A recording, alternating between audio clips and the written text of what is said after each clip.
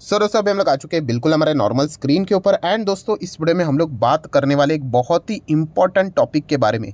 वैसे देखा गया तो इससे रिलेटेड एक डिटेल वीडियो कल के दिन में ऑलरेडी यहाँ पे बना चुका हूँ, बट येस बहुत सारे लोगों के बहुत ही अच्छे जेन्युइन डाउट भी सामने यहाँ पे आए हैं। एंड इसके चलते हम लोगों ने फ्यूचर में क्या करना चाहिए वो भी तो हम लोगों को पता होना चाहिए। सो वो भी मैं आपके सामने यहाँ पे सारी चीज़ें रखने की कोशिश करने वाला हूँ। तो आप सभी लोगों को पता ही है कि कल के दिन का जो माहौल था, जॉर्ज सोरसो नाम की जो व्यक्ति थी उनके बदौलत हम लोग को पूरे बाजार में हम लोग को वो डिस्टर्बेंस भी देखने को मिला, क्योंकि उन्होंने जो एलिगेशंस लगाए तो अदानी ग्रुप से रिलेटेड तो सारी चीज़ें हम लोग को देखने को मिली थी। बट उसी के साथ साथ उन्होंने हमारे देश के प्राइम मिनिस्टर नरेंद्र मोदी जी के ऊपर भी बहुत सारे एलिगेशंस यहाँ पे रखे हैं। एंड इसके चलते आपको पता ही है अभी पॉलिटिकल माहौल भी हम लोग को ज़बरदस्त फिलहाल तो गर्म होते हुए देखने को यहाँ पे मिल रहा है। एंड अगर हम लोग इनकी हिस्ट्री देखें, जो कि कल के दिन भी मैंने आप लोगों को बताया कि ये ऐसा इसके पहले भी बहुत बार कर चुके हैं, क्योंकि ये अल्टीमेटली है कौन? यस एसएस है। एसएस मतलब शॉर्ट सेलर है। जब तक बाजार में यहाँ पे ज़बरदस्त पैनिक नहीं फैलेगा, लोग यहाँ पे नहीं डरेंगे, तब तक इनको ज़्यादा फायदा नहीं मिलेगा। छोटी मोटी गिरावट हो सकती है, बट बड़ी गिरावट होने के जो चांसेस है वो निग्लिजिबल है अनटिल एंड अनलेस पैनिक नहीं फैलता है, डर नहीं फैलता है। एंड ये इनका इतिहास अगर आप चेक करोगे तो ये मल्टीपल कंट्रीज़ में ऐसा यहाँ पे कर चुके हैं। इनको अल्टीमेटली अपने प्रॉफिट मुनाफे से ही मतलब यहाँ पे होता है। सो दोस्तों अगर देखा गया तो खास करके उनका जो इस वक्त का जो ये टारगेट रहेगा, डेफिनेटली हम लोग कह सकते हैं इंडियन मार्केट का ही इंडेक्स यहाँ पे हो सकता है। एंड इसके पीछे के मल्टीपल लॉजिक्स एंड रीजंस भी मैं आप लोगों को ऑलरेडी प्रेजेंट कर चुका हूँ। इस वीडियो में भी थोड़ा सा एक दो पॉइंट्स मैं आपके सामने रख दूंगा। सबसे मेन चीज़ की अगर हम लोग यहाँ पे बात करें दोस्तों, तो आप सभी लोगों को पता है कि ये जो पैटर्न रहता है वो हम लोग देख चुके हैं कि पहले चिंगारी होगी। चिंगारी मतलब आप बोल सकते हो कि हिंडनबर्ग की ओर से हम लोग को अदानी ग्रुप से रिलेटेड ये चीज़ें देखने को यहाँ पे ज़रूर मिली है। देन उस चिंगारी में क्या किया जाएगा? थोड़ा सा पेट्रोल डाला जाएगा, जो कि जॉर्ज ने यहाँ पे किया है, जिसके चलते बहुत ज़बरदस्त आग हम लोग को भड़कती हुई देखने को यहाँ पे मिल जाएगी। एंड अल्टीमेटली क्या किया जाता है? यस उसको हवा दिया जाता है। तो हवा देने के चलते बहुत बड़ी ये आग फैल जाएगी, जो कि पूरे जंगल को जला सकती है। सो अल्टीमेटली ये स्टोरी ऐसी कहानी बना के मैं आपको क्यों बता रहा हूँ, क्योंकि यही चीज़ें आप लोगों को यहाँ पे निफ्टी में होती हुई देखने को यहाँ पे मिल सकती है। निफ्टी मतलब इंडियन मार्केट की ही बात हम लोग को देखने को यहाँ पे मिल सकती है। सो अल्टीमेटली टारगेट क्या है? टारगेट यहाँ पे हो सकता है हमारे इंडेक्स को यहाँ पे कैसे, मतलब इंडियन मार्केट को कैसे यहाँ पे क्रैश किया जाए, कैसे नीचे लाया जाए, ये भी एक टारगेट यहाँ पे हो सकता है। सर बस इंडियन मार्केट के लिए ये सारी चीज़ें यहाँ पे की जाती है? तो दोस्तों मैं ऑलरेडी आप लोगों को बता चुका हूँ, दुनिया में जितनी भी चीज़ें होती है वो दो चीज़ के लिए होती है, आइदर पैसा या फिर ज़मीन। दुनिया में आप कोई भी वॉर भी उठाकर देख लेना, आपको यही मैक्सिमम आप 99.99% के रीजंस अगर आप पाओगे तो आपको यही रीजंस देखने को मिलेंगे। किसी को ज़मीन चाहिए थी या फिर किसी को पैसा। एंड ये सारी इसी चीज़ के लिए यहाँ पे चीज़ें की जाती है। हाँ हो सकता है उनका कुछ पॉलिटिकली अलग एजेंडा भी यहाँ पे हो सकता है, नो डाउट, बट अल्टीमेटली पैसा कमाना इनका प्राइम यहाँ पे विजन यहाँ पे चलता है। एंड उन्होंने खुद ही भी बोला है, बहुत सारे उनके जो अगर आप आर्टिकल्स देखोगे, इंटरव्यूज़ देखोगे, वो सीधा बोलते हैं कि किसी देश में मेरे वजह से अगर हड़कंप मच जाए, भूकंप मच जाए, सोसाइटी में डिस्टर्बेंस फैल जाए, तो मुझे उससे कोई लेना देना नहीं, मुझे तो यहाँ पे मेरे पैसे यहाँ पे कमाने हैं। तो डेफिनेटली टारगेट की अगर हम लोग यहाँ पे बात करें तो यहाँ पे इंडियन मार्केट यहाँ पे हो सकता है। एंड इससे रिलेटेड मैंने आप लोगों को डिटेल वीडियो भी बनाकर बताया था, क्योंकि अल्टीमेटली जैसे मैंने आप लोगों को बताया था दोस्तों, जो कि गोल्डमैन सैच्स की ही रिपोर्ट्स में हम लोग को कुछ बड़े लोगों ने ये बातें सामने रखी थी कि जो फॉरेन इन्वेस्टर्स है, राइट, उनको इंडियन मार्केट बहुत अट्रैक्टिव लगता है। और इंडियन मार्केट मतलब देखा गया तो दोस्तों कि हमारा जो इंडिया है वो एक मिड कैप क्वालिटी का आप बोल सकते हो, राइट। मिड कैप क्वालिटी का स्टॉक कैसे होता है कि स्मॉल कैप से थोड़ी बड़ी कंपनी एंड ब्लू चिप से थोड़ी नीचे, मतलब इसमें जो तेज़ी रहती है वो कंपैरेटिवली अच्छी हम लोग को एंड हेल्दी तेज़ी देखने को मिल जाती है। एंड थोड़ा सा कंपैरेटिवली थोड़ा सा रिस्क भी इसमें कम होता है। सो इंडियन मार्केट भी कुछ वैसा ही देखने को मिल रहा है, इंडियन इकोनॉमी भी हम लोगों को कुछ वैसे ही देखने को मिल रहे हैं। एंड फॉरेन इन्वेस्टर को भी इंडियन मार्केट में बहुत ज़्यादा इंटरेस्ट है, क्योंकि आप सभी लोगों को पता है इंडिया अगर एशिया की बताया जाए तो थर्ड लार्जेस्ट इकोनॉमी है, दुनिया की टॉप 5 इकोनॉमी में हम लोग यहाँ पे आते हैं। एंड इसके चलते जो मैन्युफैक्चरिंग कैपेसिटी है, इंफ्रास्ट्रक्चर जो इंप्रूवमेंट देखने को मिल रहा है, वो आने वाले हम लोग कह सकते हैं 2030 के पहले पहले ही हम लोग टॉप 3 तक यहाँ पे आ जाएंगे, राइट। सो ये सारी चीज़ों को अगर हम लोग जोड़कर देखें, जो इंडिया का जो 5वें नंबर पे अभी इकोनॉमी है वो 3रे नंबर पे चली जाएगी। और ये जो 5वें से 3रे में जाएगी ये ऐसा नहीं जाएगा, इसके बीच में शेयर मार्केट भी ज़बरदस्त भागेगा। सो ऑब्वियसली फॉरेन इन्वेस्टर को भी क्या है, अल्टीमेटली इंडियन मार्केट में इन्वेस्ट करना है। एंड इसके पहले जैसे मैंने आप लोगों को कहा कि क्या होता था, मार्केट में पैनिक मचाते थे और मार्केट ईजिली नीचे आता था, बट कहानी में ट्विस्ट आ गई। कौन सी ट्विस्ट आ गई? ऑब्वियसली रिटेल इन्वेस्टर्स एंटर हो गए। एंड बहुत सारे रिटेल इन्वेस्टर का जो इन्फ्लो है वो यहाँ पे हम लोग को डोमेस्टिक इंस्टीट्यूशनल इन्वेस्टर के हाथ लगते हुए देखने को मिला, DIS।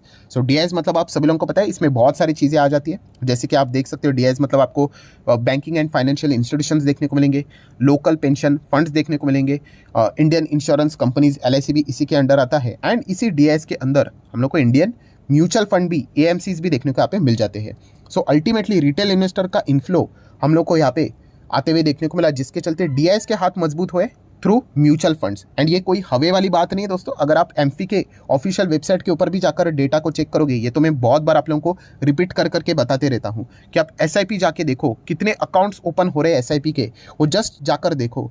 एंड पिछले 5 साल पहले का जाकर डेटा को देखो, इतना फर्क है, मतलब जमीन आसमान का फर्क नहीं बोल सकते हम लोग इसको, यस आकाश पाताल का अंतर है, इतना अंतर है। एंड अभी अगर हम लोग मार्केट अगर देखेंगे, SIP के नंबर्स देख लेना, 13 हज़ार करोड़ के मतलब SIPs। एंड अभी जनवरी मंथ का भी डेटा देख लेना, 13,856 करोड़ का SIP आया है। And point to be noted कि मार्केट इतना बोरिंग है, उसमें इतने मतलब मैच्योर तरीके से इन्वेस्टमेंट लगातार SIP चल रही है। मतलब आप सोच कर देख लेना कि तेज़ी आएगी तो ये SIP कितना बढ़ सकता है। एंड अगर आप पिछले 5 से 6 साल पे जाओगे, मतलब 16-17 में भी जाओगे, तो कितना SIP आता था, पूरे 12 मंथ का SIP देखिए, एक साल का लगभग 43-44,000 करोड़ आता था पूरे 12 मंथ का। एंड अभी की अगर आप लोग हालत देखोगे, 3 महीने का SIP, अब 3 से 4 महीने का SIP देख लो, पूरे साल भर के SIP से ज़्यादा है। सो अल्टीमेटली बताने का मकसद क्या है दोस्तों, कि जो यहाँ पे FIs पहले जो करते थे कि उन्होंने बेचना शुरू किया तो मार्केट ब्रेक होता था, राइट, उन्होंने खरीदना शुरू किया तो मार्केट भागता था। अब ये पूरा जो स्टेयरिंग है ड्राइविंग का इंडियन मार्केट का, वो ओपनली हम लोगों को किधर जाते हुए देखने को मिल रहा है, डोमेस्टिक इंस्टीट्यूशनल के हाथ में जाते हुए देखने को मिल चुका है। एंड इसका प्रमाण भी आप 1 साल का डेटा जाकर चेक कर लो, इंडियन मार्केट कैसा चल रहा है।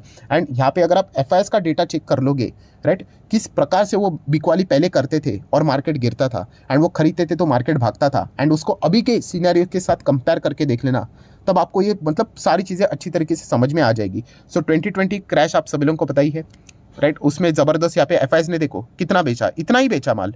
कैलकुलेटर में अमाउंट डालकर देख लेना कि कितनी यहाँ पे मतलब ये अमाउंट यहाँ पे बनती है करके, बट फिर भी वो क्रैश कितना बड़ा था, ज़बरदस्त बड़ा था, राइट। क्योंकि अगर देखा भी गया तो साइमल्टेनियसली खरीदने के लिए DIs भी थे, बट उनके पास उतना कंटिन्यूएशन में बाइंग करने के लिए फंड्स भी हम लोग को देखने को नहीं मिलते थे। एंड बाद में FIs ने लगातार खरीदारी शुरू की, तो आपको पता ही है कि बाजार हर कोई चौंक गया कि बाजार भाग क्यों रहा है, भाग क्यों रहा है, भाग क्यों रहा है, इतना ज़्यादा पैनिक है करके। तो कंप्लीटली जिनके पास पैसा है वो मार्केट को ऊपर लेके जा सकते, शेयर को ऊपर लेके जा सकते। एंड यही चीज़ें हम लोग को बाद में देखने को यहाँ पे मिली। एंड दोस्तों कहानी में ट्विस्ट कहाँ पे आई, बाद में जो FIs हम लोग को लगातार बिकवाली करते हुए देखने को यहाँ पे मिले, इंडियन मार्केट को तोड़ने की यहाँ पे कोशिश करते हैं। ये देखिए ये कितना अमाउंट है, देखिए 2021 से आप अगर चेक करोगे 25,000, 39,000, लगभग 35,000, ऑब्वियसली करोड़ की बात हो रही, 40, 45, 40, 50, बाप रे बाप 60, इतना बिकवाली, हेवी बिकवाली किया। इंडियन मार्केट को क्या फ़र्क पड़ा, कुछ भी फ़र्क नहीं पड़ा। क्यों? क्योंकि अगर आप यहाँ पे साइड में जाके देखोगे तो यस, डोमेस्टिक इंस्टीट्यूशनल इन्वेस्टर के पास इतना ज़्यादा पैसा आने लग गया कि वो इजीली इनको यहाँ पे टैकल करने लगे। एंड यही तो नतीजा है दोस्तों, अगर आप हमारे मार्केट को चेक करोगे 1 साल के भीतर कुछ भी नहीं हुआ। 2021-2022 का डेटा, हाँ थोड़ा बहुत डेंट पड़ा, ऐसी कोई बात नहीं है, बट इतना सा बेचने से 2020 में इतना ज़बरदस्त गिरा एंड इतना बड़ा बिकवाली होने के बाद भी कोई फ़र्क नहीं पड़ा।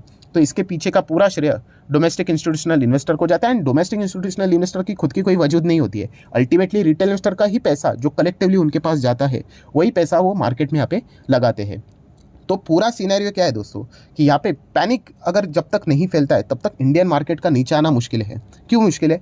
अभी तो बताया आपको, इतना ज़बरदस्त बिकवाली वो यहाँ पे कर रहे थे, कितना मतलब किधर गया, यस ये वाला डेटा अगर आप चेक करोगे 2021 का, ये देखिए इतना ज़बरदस्त वो बिकवाली यहाँ पे कर रहे थे। क्या फ़र्क पड़ा? कुछ भी यहाँ पे फ़र्क नहीं पड़ा।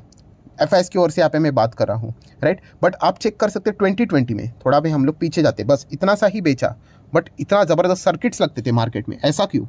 थोड़ा सा सोच कर देखिए। यस, इसके पीछे का रीज़न था डर। अगर आप देखोगे तब हालत क्या चल रही थी मार्केट की, हर कोई यहाँ पे रिटेल इन्वेस्टर की बात करे, हर कोई अलग अलग जो लोग यहाँ पे थे आउटसाइड द DIs ऑल्सो, वो भी माल हम लोग को बेचते हुए देखने को मिले थे। सो जब पैनिक फैलता है ना दोस्तों, तो हम लोग को एक्स्ट्रा गिरावट देखने को यहाँ पे मिल जाती है। एंड FIs को इतना तो पता चल गया है कि ये सिर्फ नॉर्मल यहाँ पे बिकवाली करके कुछ भी फ़र्क पड़ने वाला नहीं है। पिछले 1 साल से तो वही तो कोशिश चल रही थी, कुछ भी फ़र्क नहीं पड़ रहा है। तो यस, अभी इस सिचुएशन का फ़ायदा बहुत अच्छी तरीके से उठाया जाएगा, वो उठाएंगे। मार्केट इसी को बोलते हैं दोस्तों, राइट। इसी सिनेरियो में जीना पड़ता है, राइट। वो अटैक करना है, वो करेंगे ही, एंड कुछ भी करके मार्केट को नीचे लाने की कोशिश करेंगे। अभी जॉर्ज सोरोस जैसे लोग शॉर्ट सेलर होते हैं उनको नीचे आने का फ़ायदा मिलेगा, एंड साइमल्टेनियसली जो नीचे से खरीदना चाहते हैं वो इसी चीज़ का इंतजार करेंगे, जैसे नीचे आ जाएगा उनकी बाइंग भी आप लोगों को देखने को यहाँ पे मिल जाएगी। सो अल्टीमेटली इसमें होता क्या है कि जो कमज़ोर रिटेल इन्वेस्टर है, यस, वो डर जाते हैं। देखिए, आज वीडियो बनाकर बोलना बहुत ईजी लगता है कि नीचे आ गया कोई फ़र्क नहीं पड़ता है सर, हम लोग रुकेंगे नहीं। जब आप पोर्टफोलियो को देखोगे ऐसा लगेगा कि मतलब दुनिया ही ख़त्म हो गई, सब कुछ ही ख़त्म हो गया करके। आज सब कुछ नॉर्मल है, इसे हमें लोग ऐसा लगता है कि नहीं कुछ नहीं होगा, बट ये पहले ही थोड़ा आप मेंटली प्रिपेयर रहो दोस्तों। मार्केट में ये चीज़ें सर्रास चलती है, राइट। इसका आदत आपको यहाँ पे होना चाहिए। और जैसे मैंने उस वीडियो में भी बताया आप लोगों को कि उनको एक बात का बतंगड़ बना के लिए कोई तो रीज़न चाहिए, एंड उनको बिलीव मी सॉलिड रीज़न मिला है, एकदम सॉलिड रीज़न मिला है, ऐसे टाइम पे मिला है। टाइम मतलब यस, इलेक्शन, जस्ट अभी इलेक्शन कितना ज़्यादा दूर है, तो उसी के प्रायर पहले यहाँ पे मिला है। वो पूरे जोर लगाएंगे, एंड इसके चलते उनका मकसद तो पैसा कमाना है, राइट। इसके चलते वो बाजार को जितना हो सके नीचे लाने की कोशिश यहाँ पे कर सकते हैं, एंड नीचे लाने के लिए बिकवाली तो होगी, प्लस डर का माहौल अगर उसमें जुड़ गया तो 2020 में कैसी गिरावट हम लोग को देखने को मिली थी, वे उसी प्रकार, मतलब इतना ज़्यादा नहीं होगा बट उसी प्रकार से आप लोगों को एक अंदाज़ा ज़रूर देखने को यहाँ पे मिल सकता है। ये अल्टीमेट उनका मेन टारगेट है। सो यही चीज़ हम लोगों ने इसके पहले भी विटनेस यहाँ पे की थी, एंड यही चीज़ हमें भविष्य में भी देखने को यहाँ पे मिल सकती है। बट जैसे मैंने आप लोगों को कहा कि अगर यहाँ पे अल्टीमेटली अगर आप एग्जिट कर लेते हो, राइट, डर के मारे, तो फिर आप बाजार में कभी टिक नहीं पाओगे, क्योंकि ये चीज़ें हमेशा चलती रहती है। अगर आपको ये लगता है कि 5 साल के बाद सब कुछ नॉर्मल रहेगा, बिल्कुल भी नहीं। 5 साल के बाद कुछ और भयंकर रीज़न रहेगा, उसके 5 साल के बाद आएंगे कुछ नहीं, तभी कुछ और रीज़न रहेगा, राइट। रशिया यूक्रेन खत्म हो गया, राइट, अभी हम लोग देख रहे थे चाइना ताइवान खत्म हो गया, उसके पहले कोविड करते थे, राइट, अभी ये नया रीज़न आ गया। तो मार्केट ऐसा ही चलता है दोस्तों। आप शेयर मार्केट में आओगे ना तो यही चीज़ें आपको देखने को मिलेगी।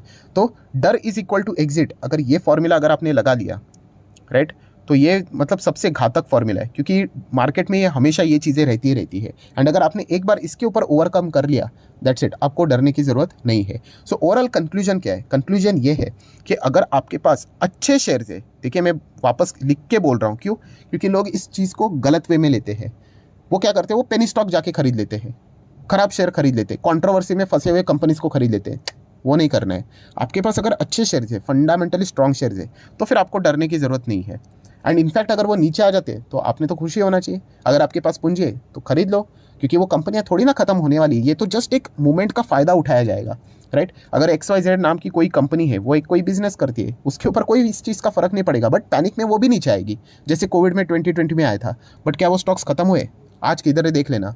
तो ये मौका बाजार आपको ज़रूर देगा, बट उस सिचुएशन में कौन चौका लगाएगा ये देखने वाली बात होती है, क्योंकि सिचुएशन बाइंग करने से रिलेटेड डर लगता है। ऐसा लगेगा कि और नीचे जाएगा तो ये पहले ही मेंटली प्रिपेयर करके रख लेना। बस इतना ही मैं आप लोगों को कहना चाहूँगा।